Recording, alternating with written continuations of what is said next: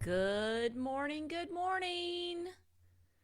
How are you doing this morning? Now, see, I always say good morning and then I wonder, did anybody hear my good morning? Am I really live yet? And so I have to go back and say good morning again just to be sure. So, good morning, one more time. Oh, goodness. Um, so, and now I'm getting distracting text. It's like, stop, I'm busy. How are you doing this morning? Good morning, Stacy. Stacy, I think you've been like one of the first ones here, haven't you? Like every day this week. Good morning, Angie. Thank you for that lovely flower. Gina is here from Arkansas. So, what's the weather like in Arkansas? Because you're kind of the south, but kind of the middle. So, are you getting some lovely weather? Okay, Angie, these were from Sam's Club.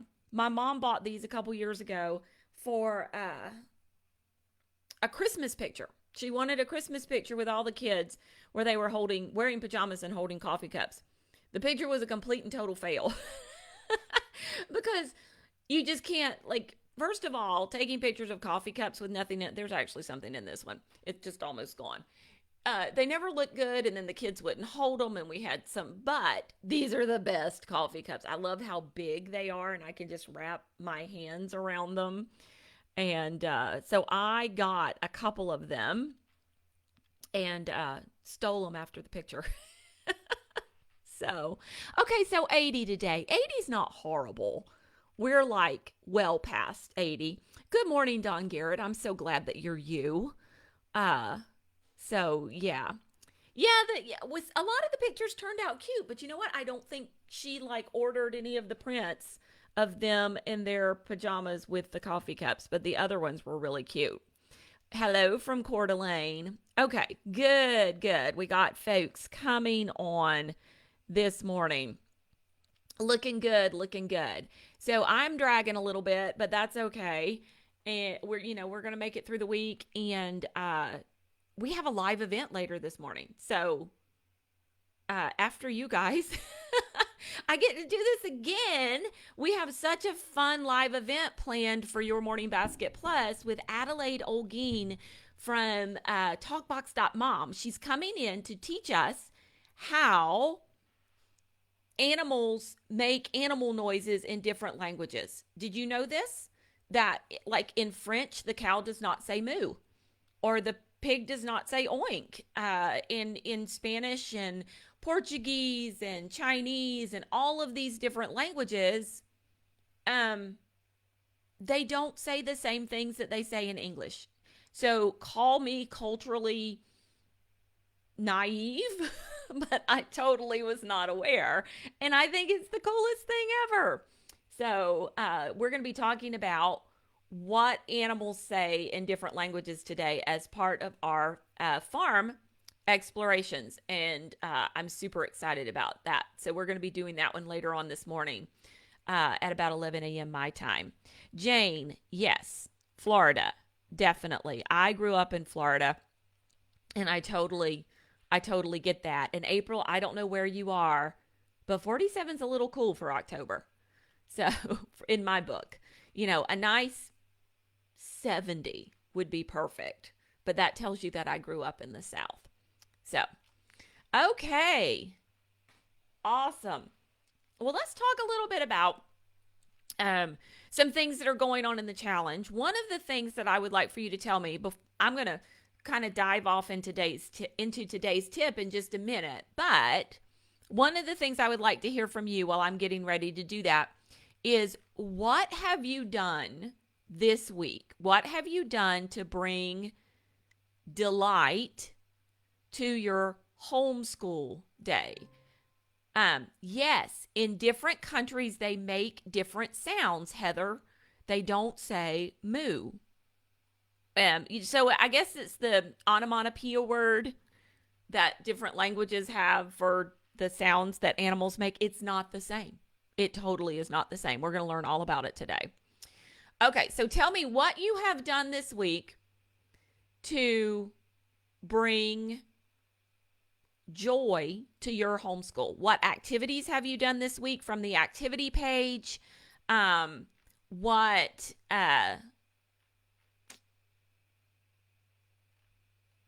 what tips have you followed? I'm trying to collect my thoughts. What tips have you followed from the tips that I've been giving you in the morning? What has been working for you this week? So go ahead and type it in while I get started with today's tip. And today's tip is a lot about, it has a number of different elements. It has an element of location. We're going to talk a little bit about location. But then we're also going to talk about like your expectations of your kids. So a lot of times moms get frustrated or confused. Sometimes they get frustrated, but I think probably the better word for it is confused. That they're coming to the table or the couch or whatever with this expectation that they're going to do this activities, and they don't know why their children are not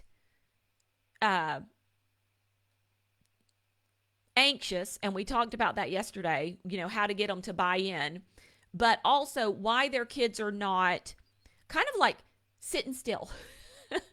Let's just be honest with each other here. My kids are like jumping up and down. They get really excited with the fun things that we're doing. They're vaulting over the back of the couch. They don't want to sit at the table. If we're sitting in the living room, they're somersaulting across the floor. They have to jump up and make comments all the time. So there's all of this stuff going on, and parents are a little confused, like, should they be sitting still? If I am reading to them, and I mentioned yesterday that in our morning basket, we alternate things. We do our prayer, and then we watch CNN 10. And then we do our a read aloud, and then we do our memory work. And then we do another read aloud, and we might do our Mad Libs. And if we have a third read aloud, we do that, and then we sing our folk song. So I'm constantly working that balance. And this is all done in my head. This is not complicated. I don't have it like plotted out anywhere. I've just got it all in my basket, and I'm reaching in and pulling out alternate things so that I'm not expecting my kids to sit there and listen to 3 straight read alouds in a row, because that doesn't work. But the other thing I want you to know is they're not just sitting when they're listening. They are doing something else with their hands. And so we have done morning time at the table, morning basket at the table for years and years and years, because what this does is it allows my kids to get supplies off of our shelves, and we keep them really close by. And I really encourage you. This was an idea that I got from Sarah McKenzie. She uses those kind of cardboard magazine holders, or you could use a plastic bin or something like that, where you put all of whatever that kid is working on that at the time down in that little plastic bin, down in that little cardboard magazine holder. So when it's time to do morning time, they can just turn around and grab what they need, and they have it right there. So if they're really into drawing manga right now, their manga book, their drawing pad, and their colored pencils are in that bin. If they're really into rainbow loom right now, then all of their stuff can be in that plastic bin. If they're really into perler beads, we have plastic bins with all the perler bead supplies. We've graduated from one plastic bin to multiple plastic bins of perler beads. But it's right there on the shelf so they can grab it. Yesterday, Olivia totally surprised me. She's like, I don't know where it came from, but she's like, Mom, I want to do some embroidery. I'm like, okay, this was actually Tuesday evening, because we had just dropped her brothers off at karate or at ninja gymnastics, and we had about an hour to kill before karate, because that's what she does. And she said, I want to do some embroidery. And so we went to Hobby Lobby and picked up a couple of really inexpensive embroidery kits, one for her and one for me. And so now she can put her embroidery kit there and do it. She started on it yesterday. It looks really good. So yes, Beth, jigsaw puzzles. My kids used to love to do like the 50 or 60 piece, even the big chunkier piece jigsaw puzzles. And they would do it right at the floor. Like we have hardwood floors. And so they would sit on the floor next to the table where I was reading and work their puzzle. Or sometimes they would work it on the table. Um, Pattern blocks. Yes, Stacy, pattern blocks were huge for with my kids for a while, and sometimes they still will take the pattern blocks down. We used to use the little cards that had the spaces where you would put the patterns, but for the most part they really just like to build their own fabulous designs, and they get attached to them. So always take a picture and save it for them. So then after a day or two, they're willing to take that design apart and put it away because you've kind of documented it and you have it forever and ever in your pictures. When my kids were little, we did a lot of Play-Doh. And I am not really what I would consider a fun or crafty mom, but Play-Doh was one of those things that I just love to do, seasonal scented Play-Doh. So in my book, Better Together, we actually have a Play-Doh recipe. And it was one I found on the internet long ago. And by the time I published the book, it was gone. It was completely gone from the internet. You couldn't even find it in the archives anymore. The website that had it was gone. I had downloaded it and printed it out. So I actually included it in the book. And I would add things to it like pumpkin spice, or peppermint at Christmas or something like that. So, yeah, just let them do something with their hands. All right, so Megan has a great question. She says, what do you do about kids who want to do stuff like that, but it either distracts them or their brothers to the point of not listening? So the first thing I'm going to say is, how do you know they're not listening? Because, and I realize this is a valid point, so I'm not dismissing it, but I want to say this part first. A lot of times when a child really gets involved in something, and I'm talking about if they're quiet, right? They're not making a bunch of car noises or rustling through the Legos at such a loud volume that nobody can hear. But if they are quiet and doing something, even if you don't think they're listening, they probably are. Okay? Even if you don't think they're listening, they probably are. Not being able to answer questions about the reading. Okay, well, you could make if you study a little bit on narration, it may not have to do with what they're doing with their hands. It may have to do with the questions that you're asking. So Dawn Garrett, could you get me some information on narration, please? And there was something else I wanted you to grab a link to. Oh, the Sarah's podcast about how kids listen better if they are moving. So find me some information on narration, and then also some information, the podcast with the research about kids listening better when they're actually doing something else with their hands. Guys, Dawn Garrett is our community manager at Your Morning Basket Plus, and that she is here. This is the first time she's been able to make it this week, but she's helping me out. So I lost my question. I would just encourage you, Megan, to look into some of that information about why kids might not be able to answer the questions that you're asking, and then some of the research on how they do. Studies show they are able to listen better if they're doing something with their hands. Lainey, that's beautiful. I'm getting kids like showing me all these ideas, and it's wonderful. Okay, so I want to address the other side of Megan's question. So if you have a child who's doing something and they're loud enough to distract somebody else, or they're being so loud that you know that there is no way that they can't hear, then that becomes a discipline issue. Okay? That's a separate issue than kids not wanting to sit still and listen because we're asking them to sit for these long extended periods of time. That's a developmentally inappropriate issue. Asking them to sit for these long periods of time, just expecting that they're going to sit on their hands, they're going to sit still, they're going to be quiet, they're not going to move, they're not going to do anything while you're reading to them. That's a developmental issue. Most kids are not able to do that. Okay? Asking them to be quiet while they're doing something developmentally appropriate with their hands while you're reading to them, that becomes a discipline issue. And so that has to be taken care of as a discipline issue. So how do you how do you take care of discipline issues in your home and take care of it like that? All right. And it's going to be different for every family. So for my family, it's this is the expectation. You're going to follow it or there are going to be consequences. And it usually works for me. So, but we've established that over a large period of time. Now, there are some families who say, I like to use morning time to teach my kids how to behave in church.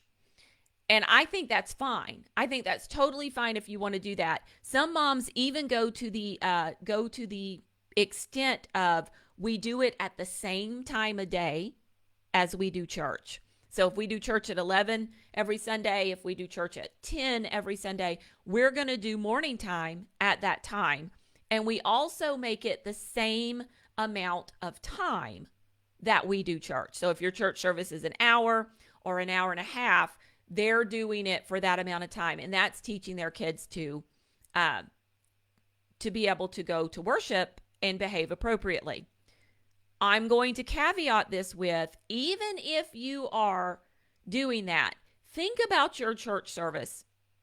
Your children are probably not required to sit stock still in church for that whole hour or that whole hour and 15 minutes, right? Because they're singing, they're standing up, they're sitting down. If you go to my church, there's kneeling, standing up, sitting down, and lots of singing. So, you are pre-COVID, there was anyway. So you have to think about the fact that even if you're kind of using this as a training ground for your church, if you really, really dig into your church service and think about it, there's a great deal of movement involved. Worshiping God with our whole body, standing, sitting, maybe some kneeling, singing, participating, reciting, other ways that we're doing things. And it's only for a kind of a short period of time that you're actually required to sit kind of really still. So, yes, Dawn Garrett. I'm glad we worship with our entire body. So I just want you to be aware of that. So no, your kids are not required to sit still the entire time. I would not expect them to do that. They are required to be quiet enough that everyone can hear you. Okay? They are required to be quiet enough that everyone can hear you. And if not, then that becomes a discipline issue and you have to take that up like you would take up any other discipline issue in your home.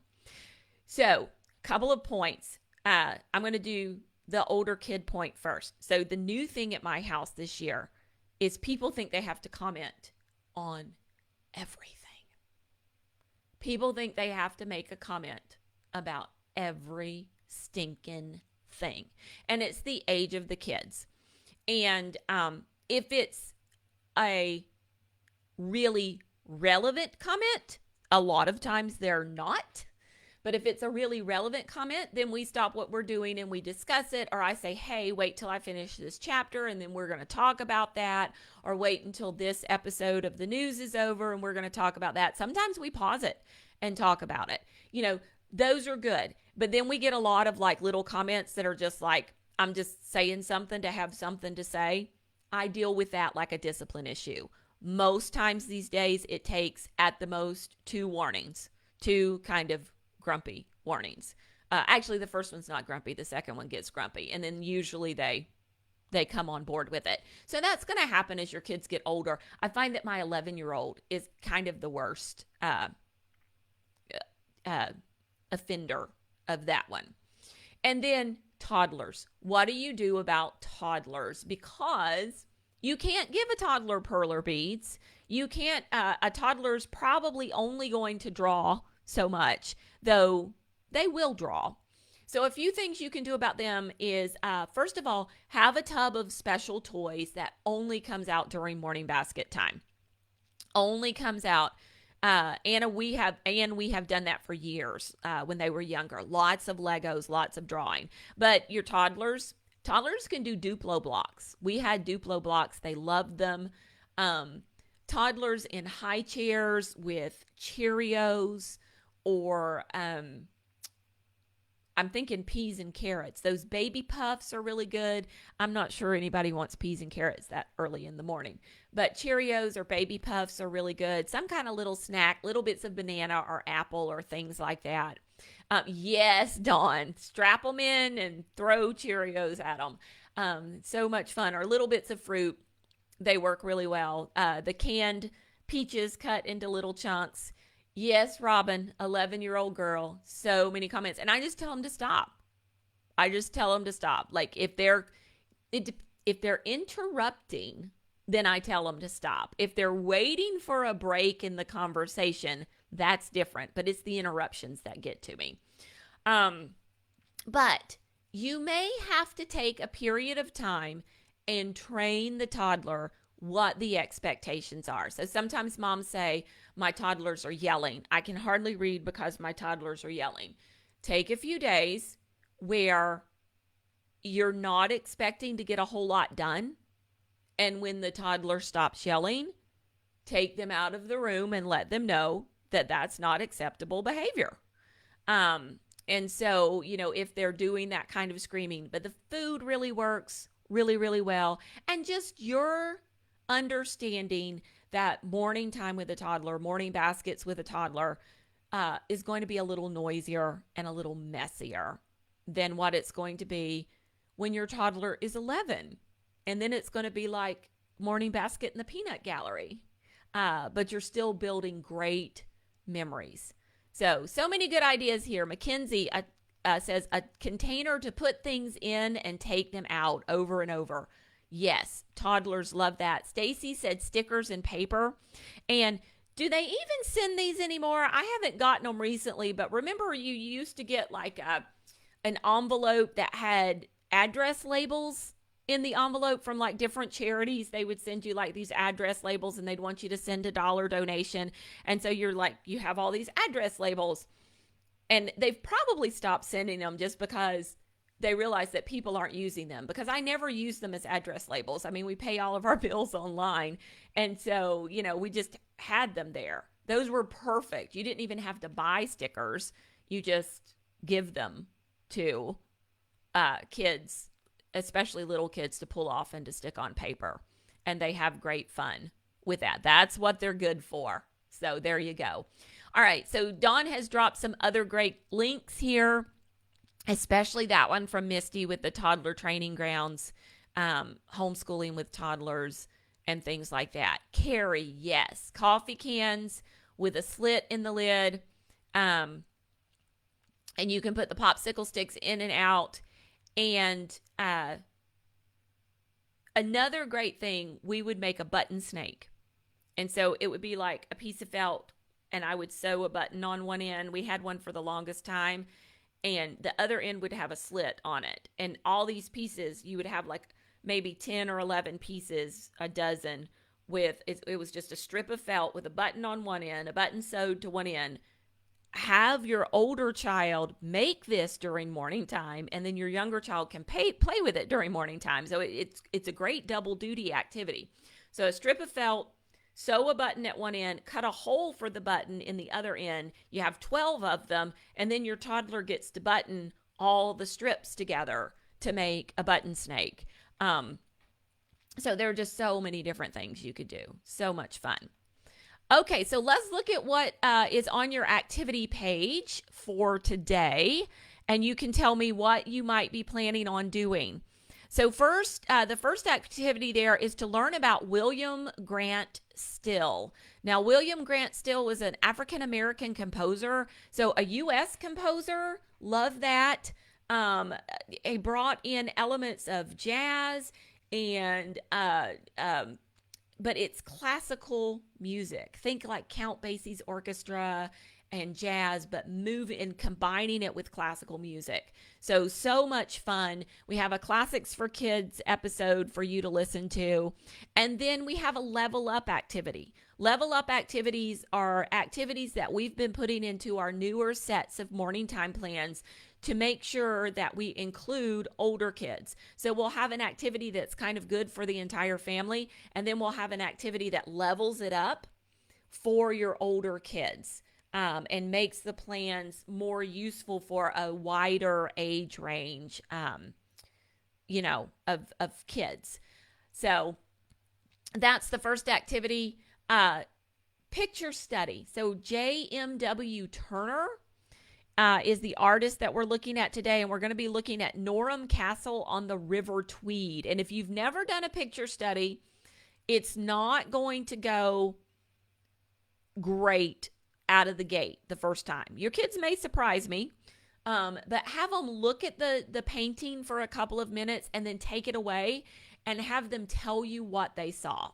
What did they notice? And they can tell you just anything in the picture from, there was a dog in the lower right-hand corner to they can say things like, I love the way that the castle was reflected on the water and the artist used the brush strokes.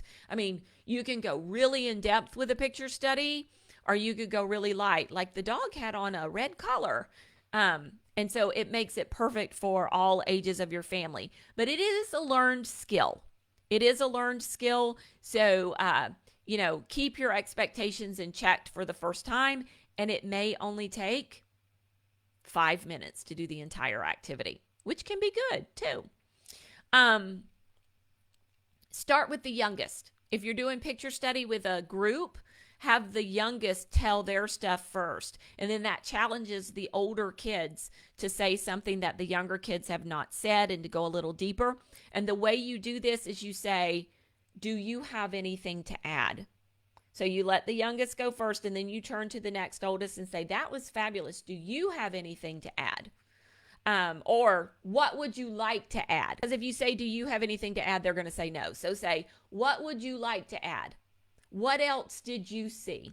Okay, make sure they're open-ended questions. Oh, I Spy with picture study sounds really fun, Don Garrett. Another thing we've done before is we've revealed parts of the picture at a time. So we had them look at the top part of the picture, and they would tell what they saw in the top part, then the middle part, then the bottom part, and then revealed the entire part. So there are so many different variations you can do on this and make it a really good time. Then we have one of my favorite things about Morning Basket, and it is a memory palace. So a memory palace, this is an ancient technique. It was invented by the ancient Greeks and kind of brought to its pinnacle of use during the Middle Ages by monks and academics during the Middle Ages to allow them to memorize huge pieces of scripture before there was a printing press. And they did this using a memory palace. You can learn about it today and use it to memorize a much shorter poem called Fall Leaves Fall.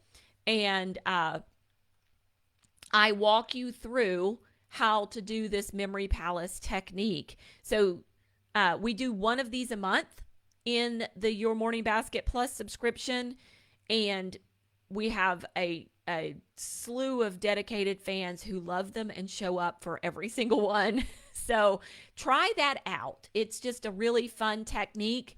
And if you try it and practice it a couple times this afternoon, I just about guarantee that by the time Dad gets home for dinner, or you sit down for dinner if he's already home, you're going to be able to recite that poem for Dad from memory. So give it a try. Give it a try. And then the last one is a little more involved today. So it might take you more than one day to do. But if you have kids who like dramatics or kids who like crafts, they can have a lot of fun with it. And it's making shadow puppets. So I linked for you guys some uh, simple shadow puppets and some more advanced shadow puppets if you have older kids and they want to do the more advanced shadow puppets. And if you use like a brown or a dark gray paper, you can print the puppets on there and cut them out. And then I gave you some ocean jokes. So if your kids are like, we want to do the shadow puppets, but we don't know what to say, I gave you guys some ocean jokes linked up there so you could have a comedy show with your shadow puppets telling each other jokes, or they can write their own play. And you just throw a white sheet or a light colored sheet over a table, and you set up a lamp under your table, and your students sit behind the lamp, and then they stick their puppet up on a little stick between the lamp and the sheet. And then they're able to do their little shadow puppet show and have their puppets tell jokes. And preschoolers are going to love this. They may need a little bit of cutting help making their shadow puppets. Use the simple ones, but they're absolutely going to love doing the show. Okay. Christy, if you had trouble with the fall leaves fall link, click on it again. It will work now. Okay? Click on it again. It will work now. All right. Well, thank you guys for joining me here today. Do not get frustrated. Your kids don't have to sit still. Oh, I remember what else I wanted to tell you. A lot of times, moms will say, we're trying to do this stuff in the living room. I have this grand vision in my head that we're supposed to be snuggled on the couch or cuddled up on the couch to do this. And it's not working for me. What I would recommend that you do, if that is the case, is move it to a table. It would not work for me for a long time on the couch. I had those visions in my head that we were going to cuddle on the couch, maybe in front of the fireplace. We were going to sip hot chocolate. Everybody was going to be there under a blanket in their pajamas, and we were going to have this lovely, lovely morning time. It did not work. We had to sit at the table. And that way they were separated. They weren't able to touch each other. They were more focused. They were able to do whatever it was they were going to do with their hands, things like that. It's only this year that my youngest is 11 that we have moved back to the couch and back to the living room, and we are not there every day. There are some days where I get frustrated with their shenanigans and I move them back to the table mid-morning time. Okay? So if you cannot get the vision of doing it at the couch that you are looking for and you think it's not working, move it to the table and see if that doesn't work for you. On the other hand, if you're sitting at a table and you just find that they're not paying attention, they're totally distracted, they're getting up and getting down, they have to go get a snack, then try moving it to the couch. Whatever is not working, try the opposite thing and see if that doesn't work for you. So I'm not sure about that ironing the carpet, Dawn. I don't know how. The ironing. Oh. Yes, Christina. Yes. 5 children. Everybody wanted the spot next to you. Constant bickering. Move it to the table. Very much so. So that was my last tip. I almost forgot that one, but I wanted to be sure to say it. All right. Tell me in the group what you're doing today. Show me your shadow puppets. Show me your pictures. We had some great origami turtles in there yesterday. We've had some wonderful line art drawings. Just so much fun stuff. And we're going to be choosing another winner. We've got another $25 gift certificate to give away for my shop. And then tomorrow we'll come back with our final Amazon gift card as well. So we'll be catching you. I'll be back tomorrow. Have a good day.